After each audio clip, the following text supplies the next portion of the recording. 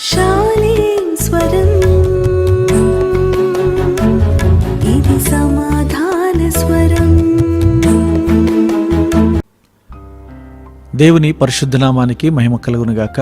ప్రియ దేవుని బిడ్డలారా, దేవుని యొక్క శ్రేష్టమైన ఘనమైన నామంలో ఈ ఉదయకాల సమయంలో దేవుని యొక్క శ్రేష్టమైనటువంటి వాక్యాన్ని ధ్యానించడానికి మిమ్మల్ని కలుసుకోవడానికి ప్రభు ఇచ్చిన మంచి సమయాన్ని బట్టి దేవుని స్తుతిస్తున్నాను.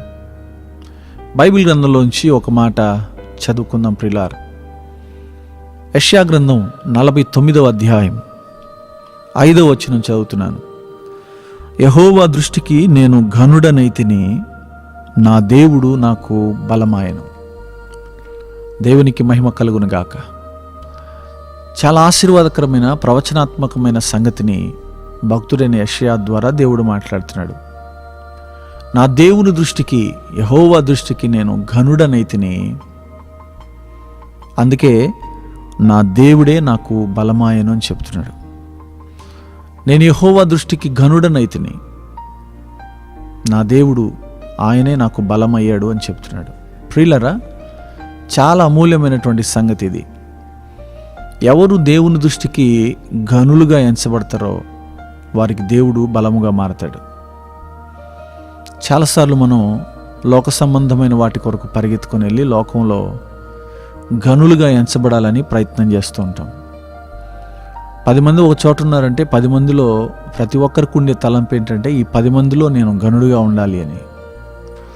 100 మంది ఉన్నారంటే 100 మందిలో కలిగేటువంటి ఆలోచన ఎలా ఉంటుందంటే వీళ్ళందరిలో నేనే ఘనముగా ఉండాలని, సంఘంలో ఘనముగా ఉండాలని, స్నేహితుల మధ్య ఘనంగా ఉండాలని, కుటుంబంలో ఘనుడిగా ఎంచబడాలని, సమాజంలో ఒక ఘనత కలిగిన వ్యక్తిగా ఉండాలని ప్రతి ఒక్కరికి ఆశ ఉంటుంది. కానీ ఇక్కడ చెప్పబడుతున్న మాట, నేను యెహోవా దృష్టికి ఘనుడనైతిని. కీర్తనాకారుడు కూడా ఒక మాట అంటాడు, అతడు నన్ను ప్రేమించుచున్నాడు గనుక నేను అతనిని ఘనపరచుదునని. 91వ కీర్తనలో దైవజనుడైన మోషే ఈ మాట చెబుతున్నాడు. అతడు నన్ను ప్రేమించుచున్నాడు గనుక నేను అతనిని ఘనపరిచితిని అన్నాడు. దేవుని దృష్టికి ఘనుడుగా ఎంచబడాలి అంటే మనం దేవుని ప్రేమించాలి. మనం దేవుణ్ణి ఎక్కువగా ఎంత ప్రేమిస్తామో అంత ఘనత మనకు దేవుడు అనుగ్రహిస్తాడు. లోక సంబంధమైన ఘనులుగా ఎంచబడడం గొప్ప విషయం ఏం కాదు. డబ్బున్న వాడిని లోకం ఘనుడిగా ఎంచుతుంది, అందంగా ఉన్నవారిని లోకం ఘనముగా ఎంచుతుంది, దాన ధర్మాలు చేసేవాళ్ళని లోకము ఘనముగా ఎంచుతుంది, ఇంకా ఎన్నో రకాలుగా సహకరించే వాళ్ళని ఘనులుగా ఎంచవచ్చు. కానీ దేవుని దృష్టికి ఘనుడుగా ఎంచబడట చాలా ప్రాముఖ్యం. ఈరోజు మనం చూసుకోవాల్సింది ఏంటంటే మనము దేవుని దృష్టికి ఘనులమా కాదా అన్న సంగతి చూసుకోవాలి. దేవుని దృష్టికి మనం ఘనులుగా ఉన్నామా లేదా అన్న సంగతి చూసుకోవాలి. ఇక్కడ భక్తుడైనటువంటి యెషయా ద్వారా దేవుడు మాట్లాడుతున్న సంగతి, యెహోవా దృష్టికి నేను ఘనుడనైతిని, ఆయన నాకు బలమాయను. చూడండి ఎంత ఆశ్చర్యకరమైన, నా దేవుడు నాకు బలమాయను అన్నాడు. ఈరోజు దేవుని బలం కావాలి మనకు. దేవుని బలం మనకు కావాలంటే ఆయనకు ఘనులుగా ఎంచబడాలి, ఆయన దృష్టికి ఘనులం అవ్వాలి. ఆయన దృష్టికి ఘనుడుగా నువ్వు ఎంచబడాలి అంటే నువ్వు ఆయనని ప్రేమించే బిడ్డగా ఉండాలి. అతడు నన్ను ప్రేమించుచున్నాడు గనుక నేను అతనిని ఘనపరిచేదను. దేవుడు మనల్ని ఘనులుగా ఎంచాలంటే మనం దేవుని ప్రేమించాలి. కానీ లోకాన్ని ప్రేమిస్తున్నాం, శరీరాన్ని ప్రేమిస్తున్నాం, లోకంలో ఉన్న వాటిని ప్రేమిస్తున్నాం, రకరకాలైనటువంటి వాటిని ప్రేమించి దేవుని దృష్టికి అల్పులుగా మారిపోతున్నాం. కానీ దేవుని దృష్టికి ఘనుడుగా నువ్వు అయితే, దేవుని ప్రేమించడం మొదలు పెడితే ఆయన నిన్ను ఘనపరుస్తాడు.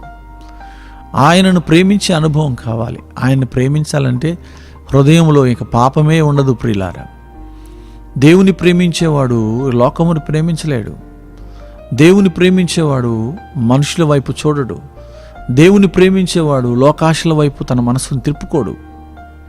దేవుని ప్రేమిస్తే దేవుడు మనల్ని ఘనులుగా ఎంచుతాడు. ఎప్పుడు యెహోవా దృష్టికి మనం ఘనులం అవుతామో దేవుడే మనకు బలముగా మారతాడు. ఆయనే మనకు బలాన్ని అనుగ్రహిస్తాడు. మన బలము ఆయనే అవుతాడు. ప్రతి సమయంలో కూడా, ప్రతి సమస్యలో కూడా ఆయనే మనకు బలం అవుతాడు. దేవుడిచ్చే బలం మనుషుల బలం కంటే గొప్పది.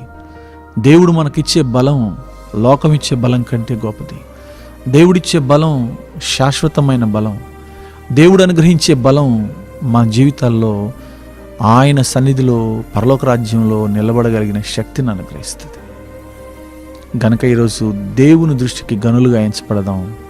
దేవుడు మనకు బలముగా మారతాడు. లోకం వైపు చూడొద్దు. లోకంలో గనులుగా ఎంచబడడానికి ఇష్టపడకు. దేవుని దృష్టికి గనులుగా ఎంచబడడానికి ఇష్టపడదాం. దేవుడు ఈ మాటలు దీవించిన గాక. ఆమెన్. ప్రార్థన చేస్తాను.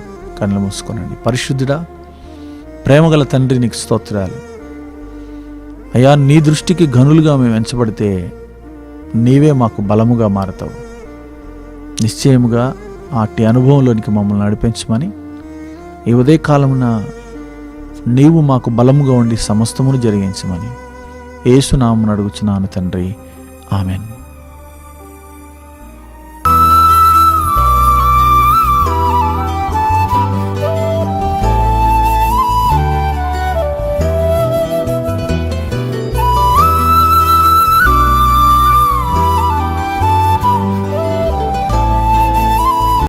शालीं स्वरम् इति समाधानस्वरम्.